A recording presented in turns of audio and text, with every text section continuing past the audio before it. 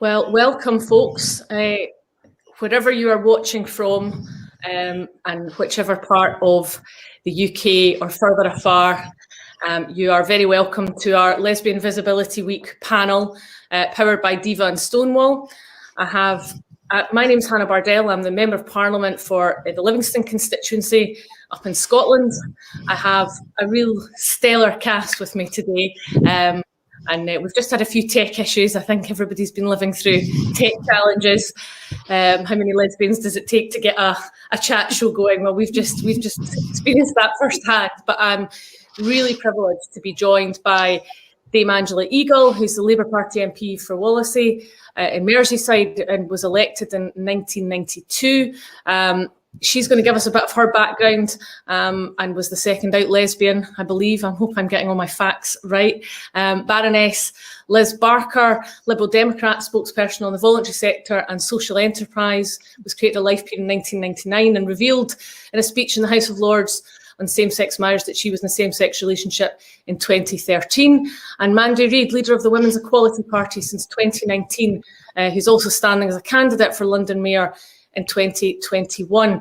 So we really have an incredible lineup, and we're going to have a discussion today about, I suppose, reflecting on the challenges that face the LGBTQ community, but particularly around the fact that we are the gayest parliament in the world. And whilst that is an incredible record to hold, I think it's also important that we discuss and recognise some of the issues that face our community in terms of homophobia, transphobia and misogyny. It is the issues of the LGBTI plus community seem to transcend politics in many respects, but we've seen some particularly tough challenges online, particularly around COVID, and I'm just really looking forward to hearing what everybody's got to say. So I'm going to ask each of our panellists just to introduce themselves, give a little bit of information about their own experiences of coming out and being an LGBTQ parliamentarian and what they see as the challenges. So Angela, if it's okay, we'll kick off with yourself. Well, thank you very much, Hannah. And I don't think I would have believed you if I'd have known you in 1992, and you'd have told me that by 2019, if we could take that election, we would be in the gayest parliament in the world. Because it certainly wasn't very gay and certainly wasn't out gay when I first became a member in 1992. I think in many ways, Parliament was almost like an Edwardian leftover, which had been sort of sidelined out of general progress and remained pretty similar to the way it had always been. When I first came into Parliament, you had to wear a top hat if you wanted to make a point of order during a division, which for ordinary people who look at our politics, a division is actually just a vote. But this was the situation. And the situation wasn't only like that, it was actually that people gloried in having to wear a top hat if they wanted to make a point of order during a division. Now, I'm all for wearing top hats, but I think there's a time and a place for everything. So certainly it was a very fusty, dusty institution, very self-regarding, very narrow, like a gentleman's club. And so to get from where we were then, I think when I first came in, I was only the 163rd woman ever elected to Parliament in its entire history, and one of only 60 out of 650 members in 1992. Certainly, it was a strange situation. But I gloried in going into strange situations. I'd been a chess player when I was young, and there were very few women in chess, and what women there were used to sort of leave by about age 15. So I'd spent my time being told that women's brains were too small to play chess properly, and that we were naturally inferior. And so I used to enjoy going around beating boys at chest to demonstrate that this wasn't actually the case. And so I think that lined me up really to be in a situation where you had to keep proving yourself and glorying in what you were, really. So I came out after the Labour landslide in 1997. I hadn't ever hid my sexuality, really, but I hadn't talked about it either. Did you not feel safe doing that prior to that? Yeah. I mean, I did it mainly because I wanted to move in with my then long-term girlfriend, but also now civil partner. And it just seemed a sensible time to do it. I hadn't ever really hidden it.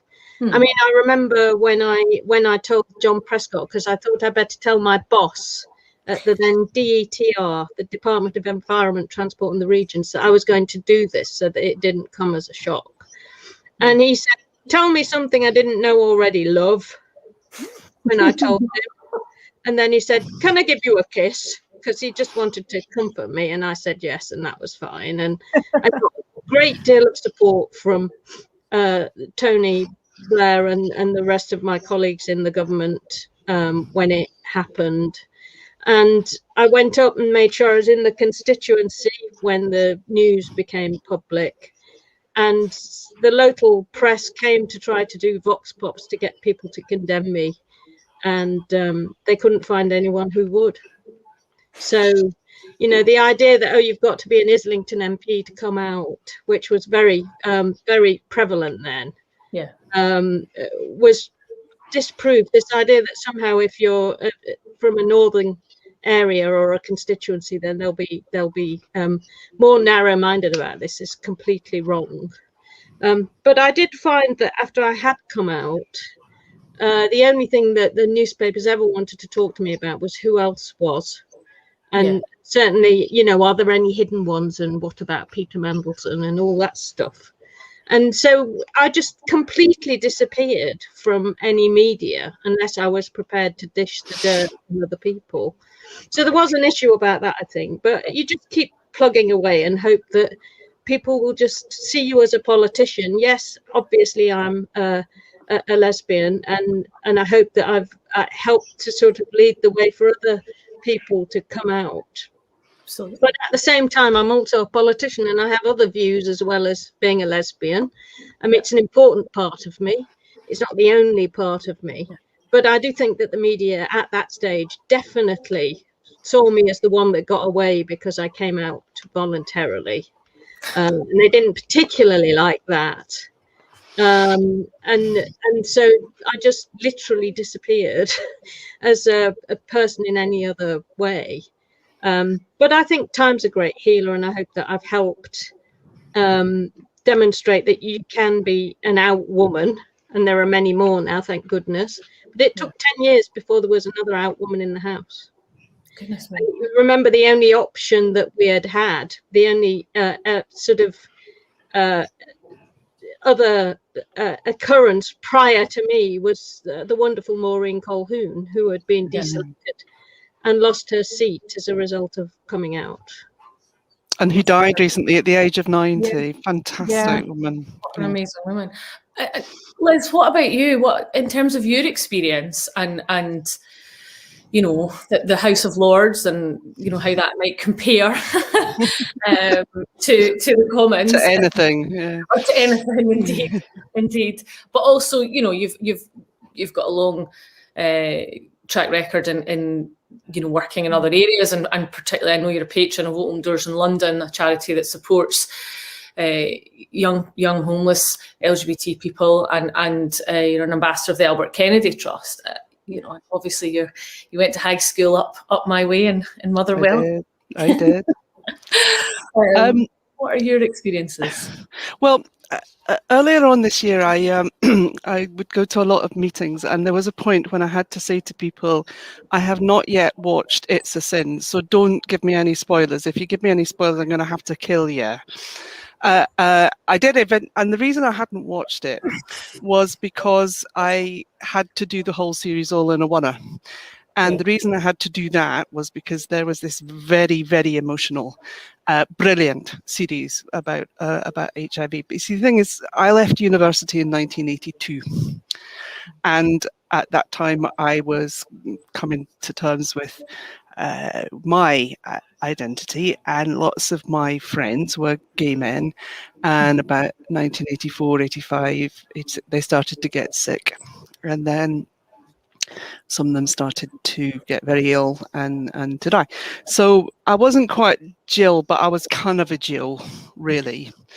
And I'm immensely proud of the fact that Liberal Democrats were, or Liberals as we were then, were the first party that passed policy on HIV/AIDS. We gave money to the Terence Higgins Trust. We sent our leader David Steele down long before Princess Diana showed up at Lighthouse. But being a lesbian, I was very much in the background. I mean, back then, you were quite restricted in some ways about what you could do for a job. I mean, my partner, who I met subsequently, worked in the city. Well, nobody came out in the city and lived, you know. I mean, it just wasn't possible. So we kind of sprung her, and she went off to do something that she really enjoyed doing. But for me, I went to work in the voluntary sector. I mean, I think probably that was where my natural disposition was, because you could work on issues and with people and make a difference that way. So I did that, and it was one of those sort of, I suppose my experience was not that different from other people. I wasn't out to my family, but a lot of my workmates knew, understood, and were quietly supportive about it all. So the other thing that it meant about being gay back then for some of us was that we just didn't think that we could stand for public office. And that's because the media, and I would particularly cite the press like the Daily Mail, the Sun, the News of the World, and all of that, were just absolutely openly hostile and vicious to gay people. And fair enough, if you were big enough, tough enough, you could see that out. But some of us were not in a back, and some of us could not put our families through that kind of experience. So we just thought, right, okay, we're not going to ever be elected to anything. And so for me, I just took the logical decision to stand back and help other people to get elected. And that's what I did. And I enjoyed doing that. Flick forward a few years, and a really brilliant man, Paddy Ashley, our then leader, he got to the point where he was in a position to, post 1997 with Tony Blair, he was able to nominate people for the House of Lords. And he was a very gifted and visionary guy. And he looked around and he said, look, I've got the power to make appointments here.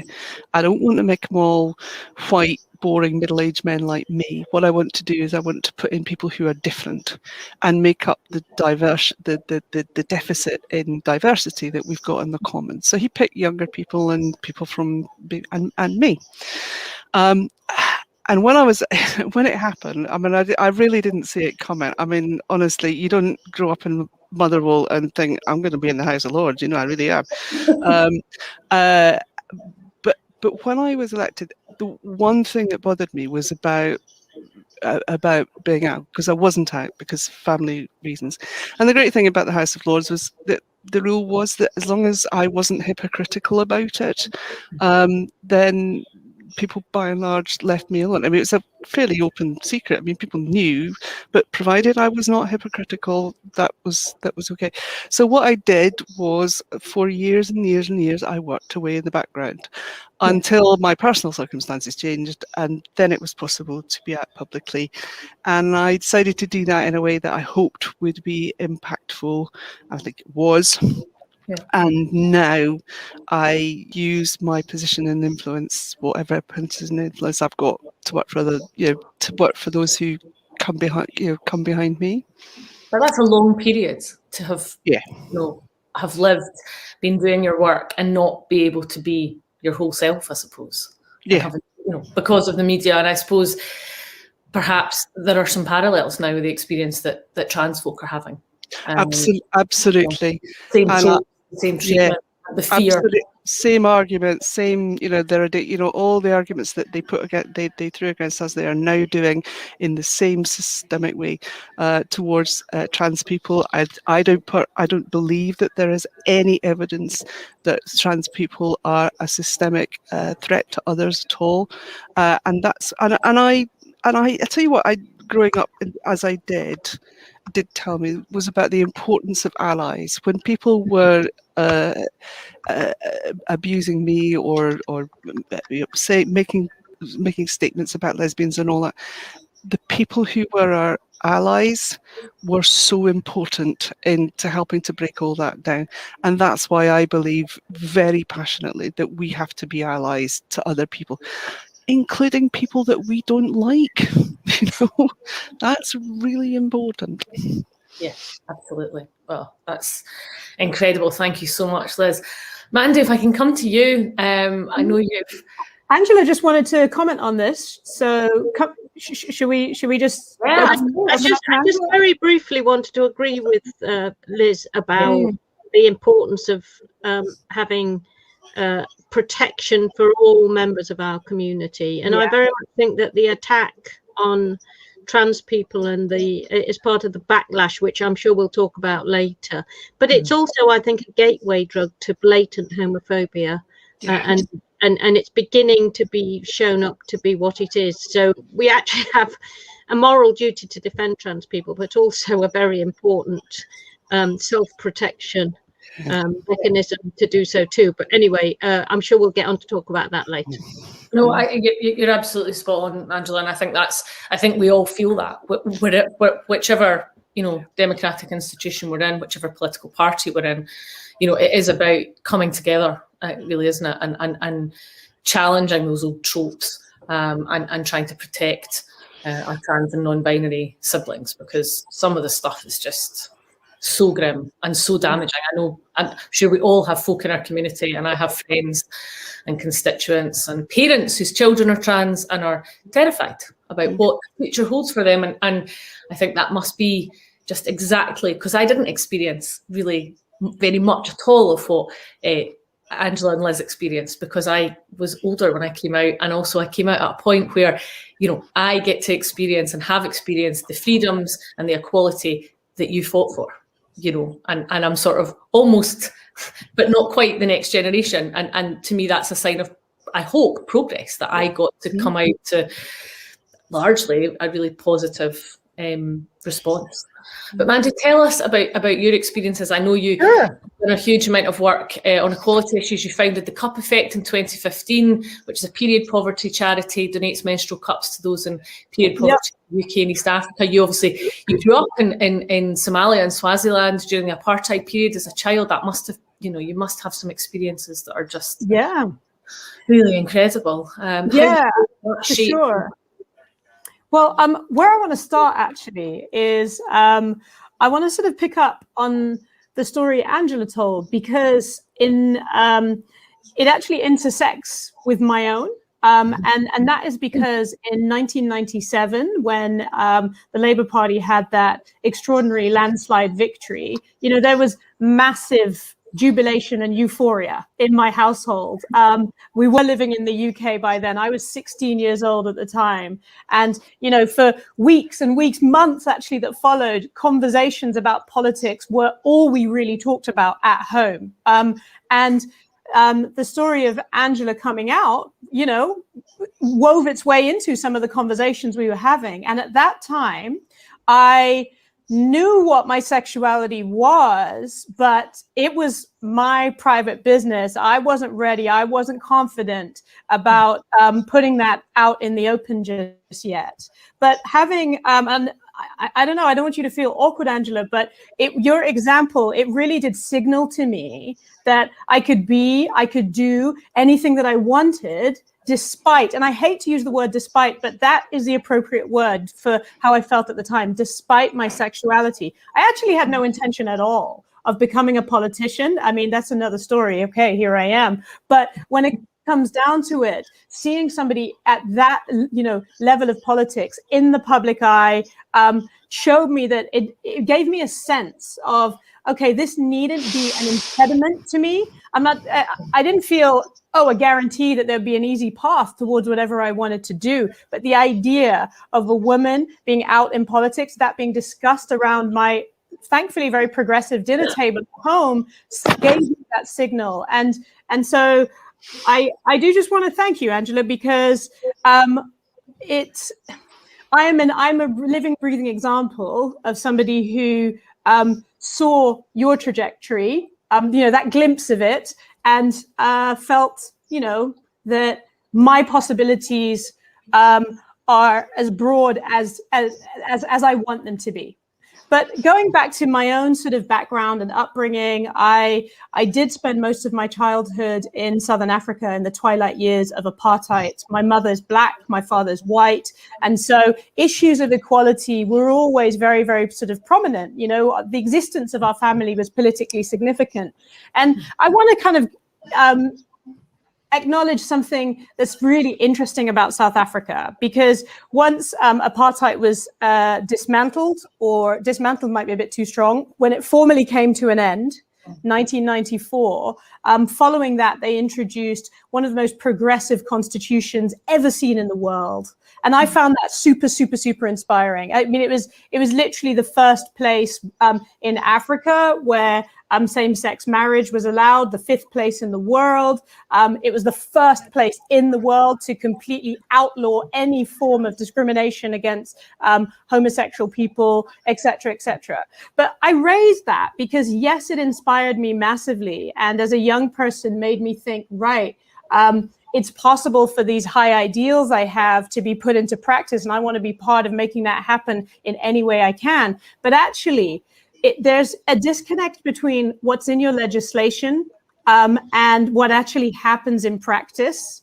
Yeah. Try being a lesbian in South Africa right now in the 21st century. It is in many ways a hostile place unless you're from a very privileged background. And that has very much informed the way I approach these issues. So it is good to have representation and these things that are symbols or signals of progress, i.e. legislation, representation. But when it comes down to it, we have to maintain a hypervigilance about what it is like for people day in, day out. The practice in South Africa of corrective rape against lesbians is rife, it's getting worse, and it's a serious, serious, horrendous travesty.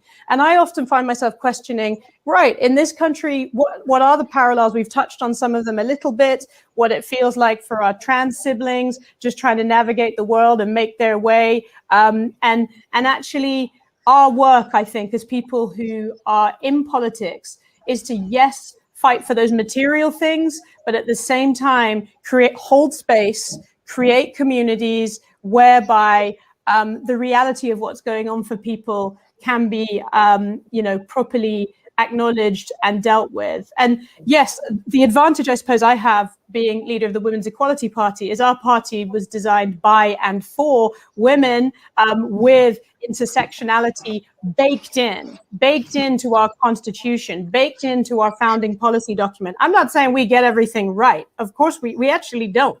But we are as honest as we can be about where we fall short, and we try to create space for dialogue, because I don't think you can fix homophobia or frankly any form of prejudice with a sledgehammer. And what Liz said about, the way forward is often being prepared to have conversations with people you don't like necessarily, to sort of build, I think, the foundations of trust and progress. That's something I learned through my early years of navigating life as an out woman, but also what we try and implement in practice through our policy, through our approach to doing politics. Yeah, I think those are really particularly interesting points. I think that the point that you reflect on, that Liz made about having conversations with people that we don't agree with or don't particularly like, is something that I feel we're getting worse at, particularly around the Twitter sphere. Because people are so polarised. Twitter's the sewer. You can't. It is. It's a cesspit. It really is. You know, and I know we're waiting, and this is going slightly off topic, but I think it is really important, is, you know, we're waiting for the UK government to bring forward its online harms bill. Yeah. That's something that, you know, there has been cross-party support on bringing forward, but they're dragging their heels. And, you know, no piece of legislation, as you say, Mandu, is a silver bullet, so to speak. But it's important, and the fact that it's taking so much time means that there's not been the space created to try and tackle some of these issues.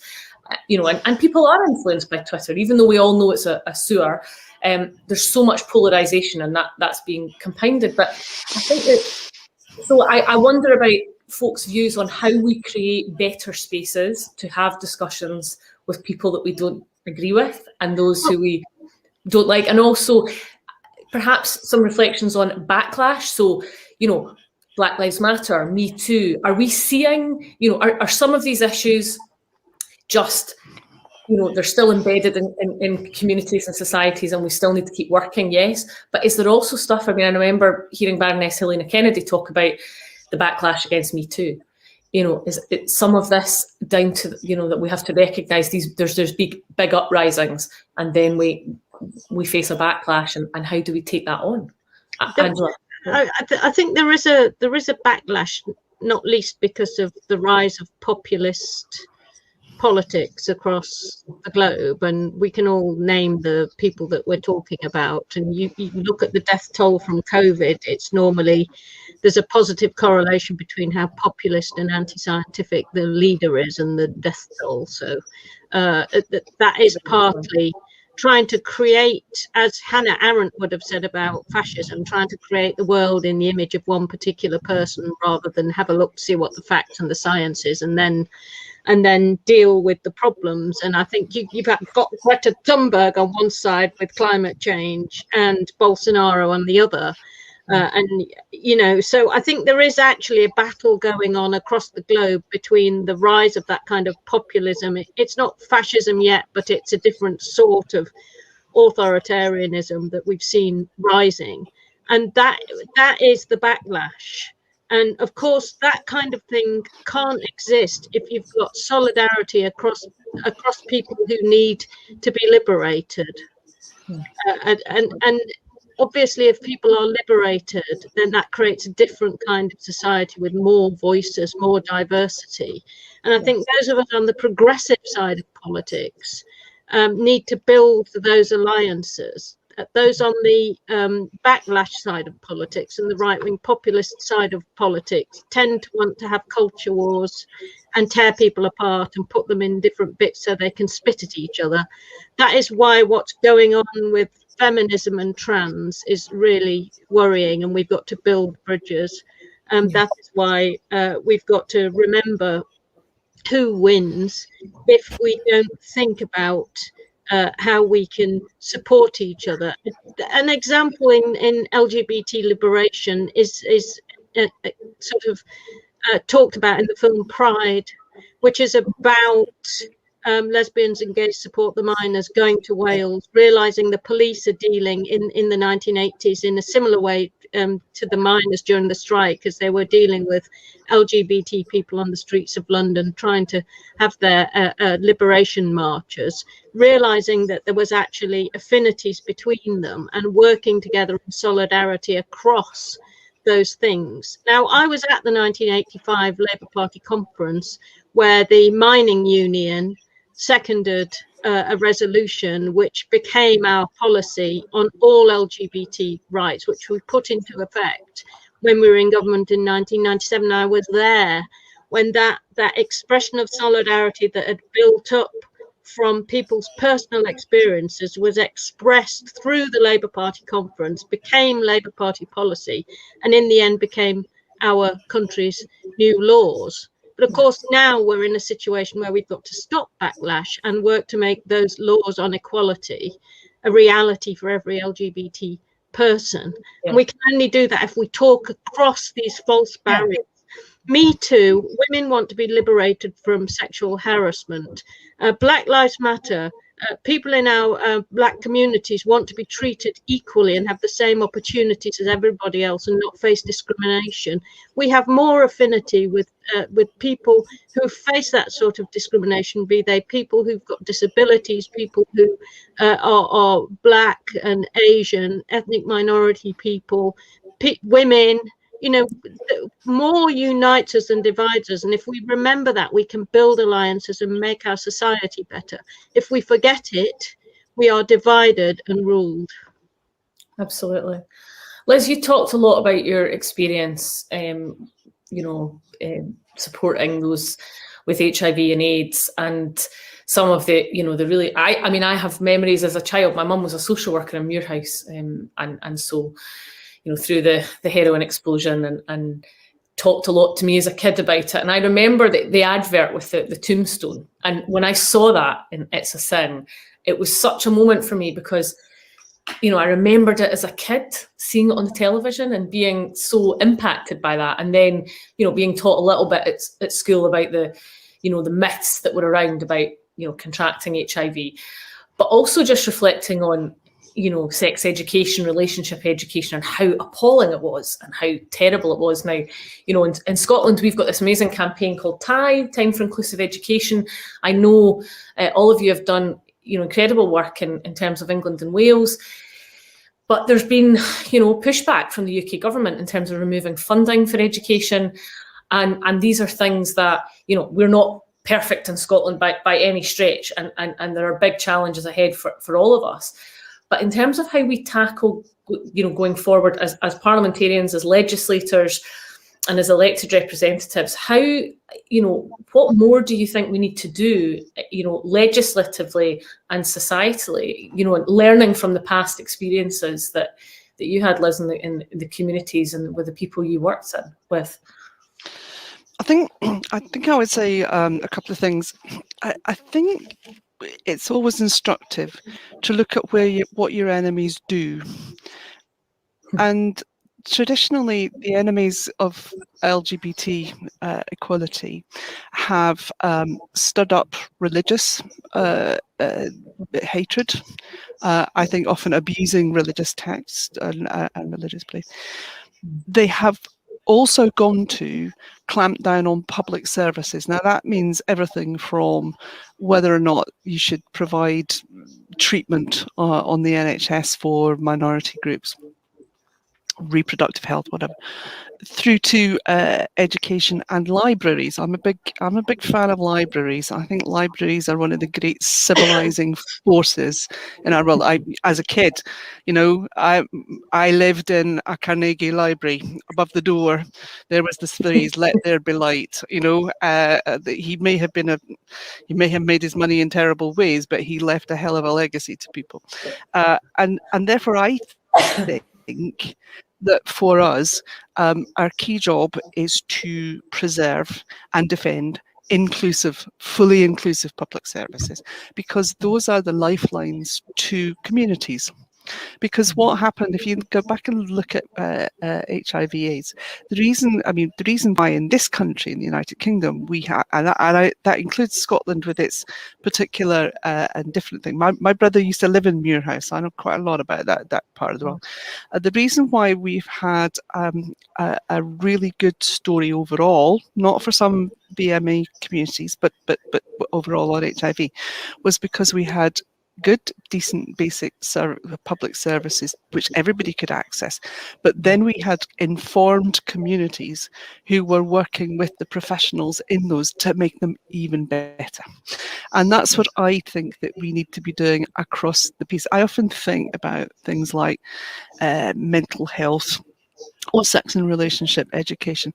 I think we need to, as our community, perhaps not wait for the services to come to us, but get together and have all the ingenuity and wit of a community that came up with books like Our Bodies Ourselves, and bring our expertise to working with professionals, but making absolutely certain that every school is fully inclusive of all kids, that all health services include everybody. I mean, don't get me started on lesbian invisibility in the NHS, but it is it is there. It really it's there to be tackled. I'm very pleased we are now starting to tackle that in some way, and it's with that it's not a deliberate.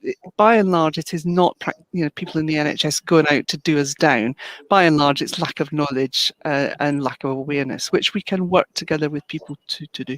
So making sure that we as a community get the work with the people particularly in local government, I would say, to get the services that we deserve. Yeah, and in terms of lesbian visibility, I think that's it's a particularly pertinent point given today and this week is Lesbian Visibility Week, and obviously Diva are hosting this and do a huge amount for the lesbian community.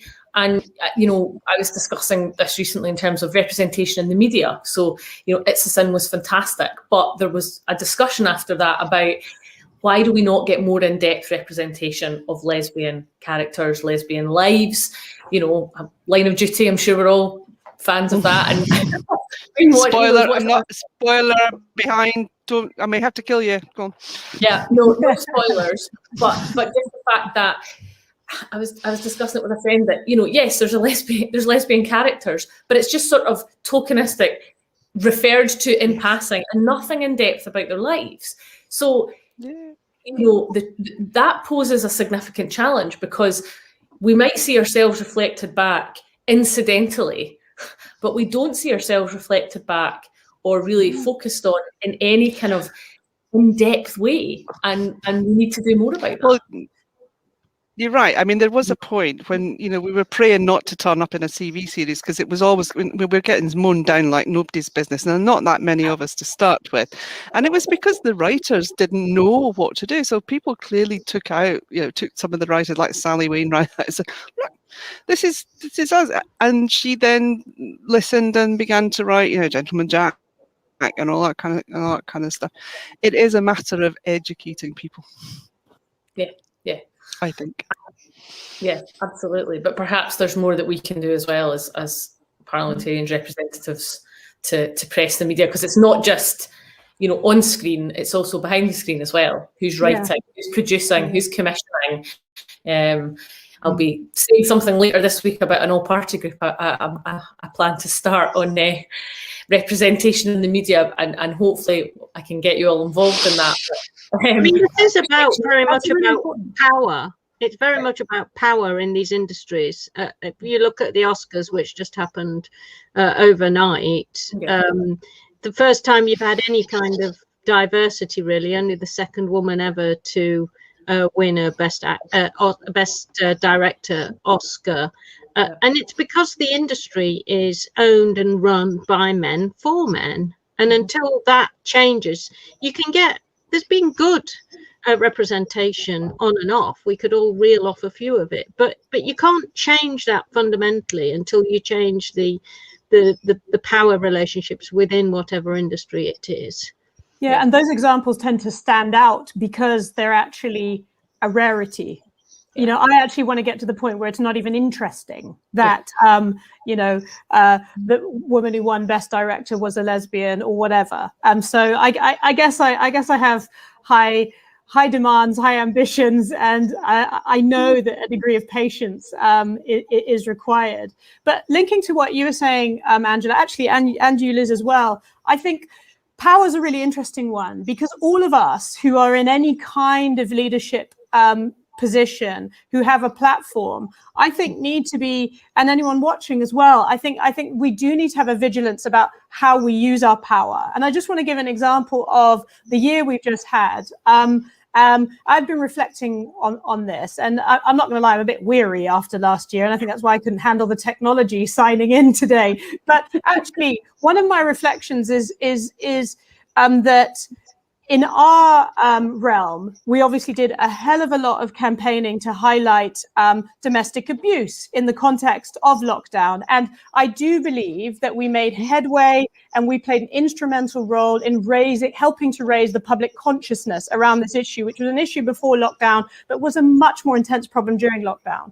But one of my reflections is, have I, and I wonder what you folks think, have we collectively done enough to consider, what it would have been like for, let's say, young people, lesbian, bisexual, queer, trans, who for the last 14 months, because of lockdown, have been cut off from their support networks, from their safe spaces, from the places where they can just breathe and be themselves. And there's a real parallel with that. There was a lot more than there's ever been, certainly in my awareness, around the situation for women trapped at home in abusive relationships. But I didn't see as much that drew attention to what it would be like for people whose family might be a hostile environment because they're a young person, they're gay, they're bisexual, they're non-binary, whatever it may be. And I think all of us need to try and find ways and opportunities and come together, because our voices obviously have more volume and better amplification when we speak across party lines on things like this. But I think that's an area where power is something that can help to shift the dial if it's used and unleashed and harnessed in the right way. And I believe we can always, make moves that use our power in those very, very constructive ways.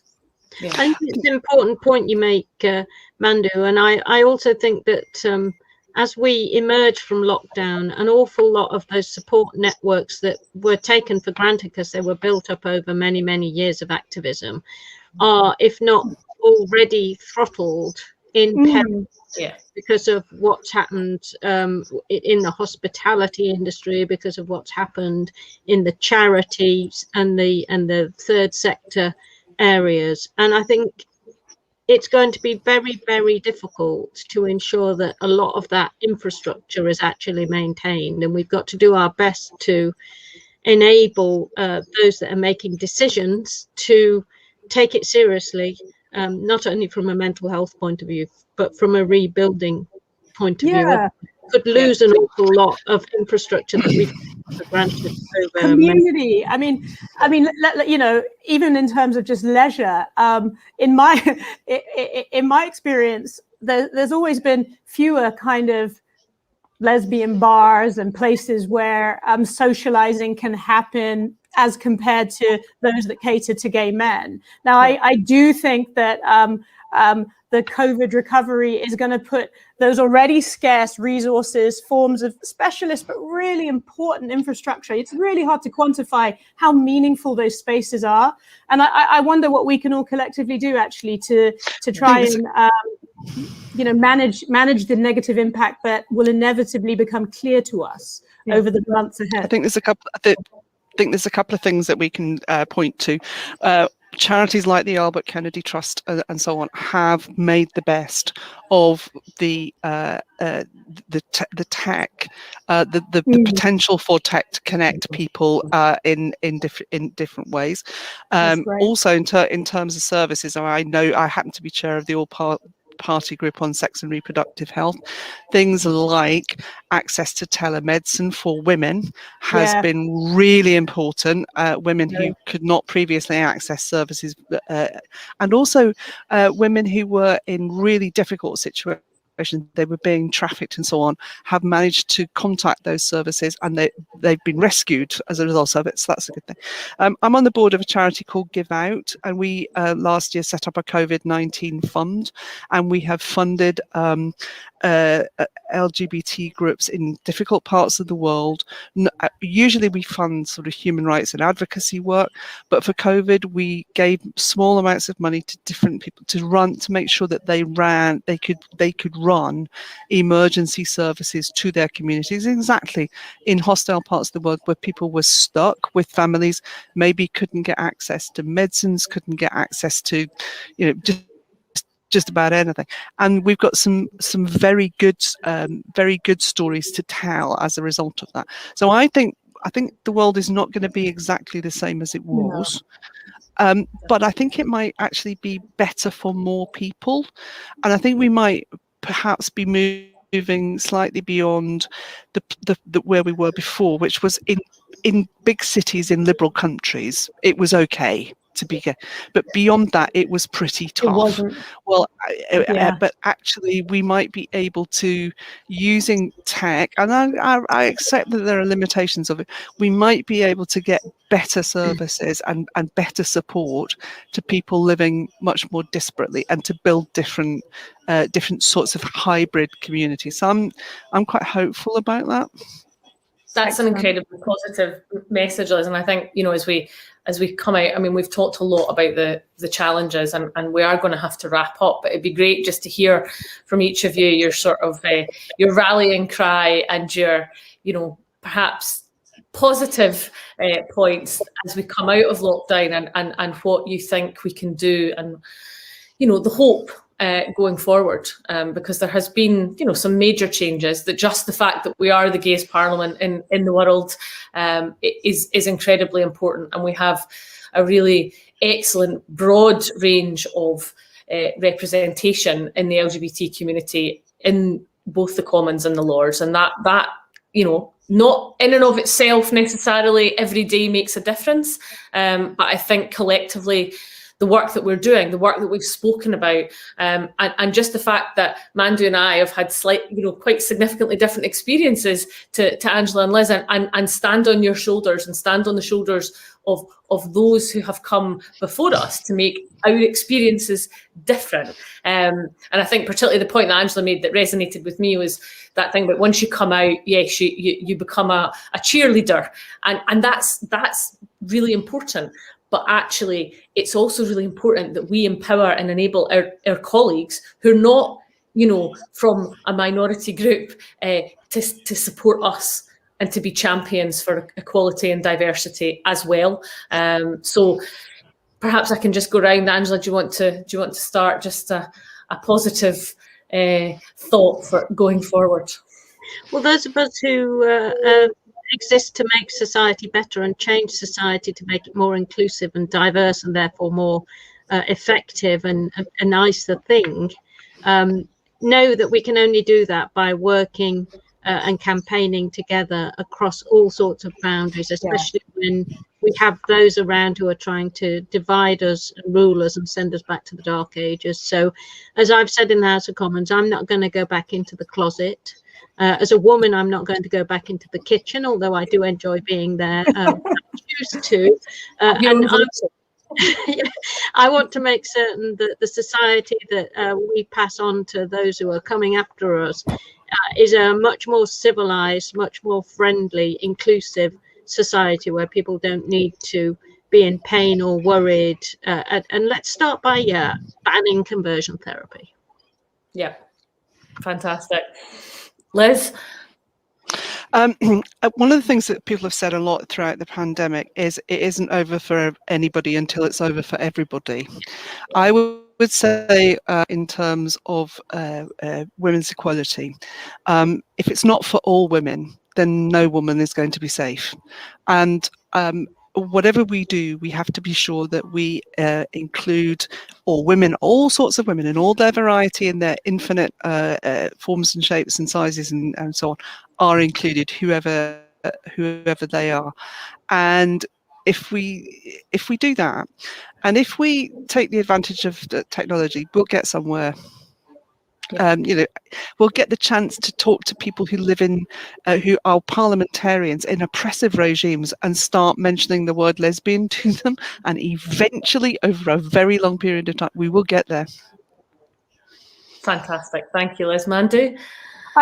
What gives me sort of reason to be optimistic is young people. You know, I turned 40 this year, so I've had to accept that I'm now in the sort of middle-aged bracket. But the youngsters who are coming behind are, oh, really? I might. Okay, thank you, Angela. That makes me feel better. Maybe not.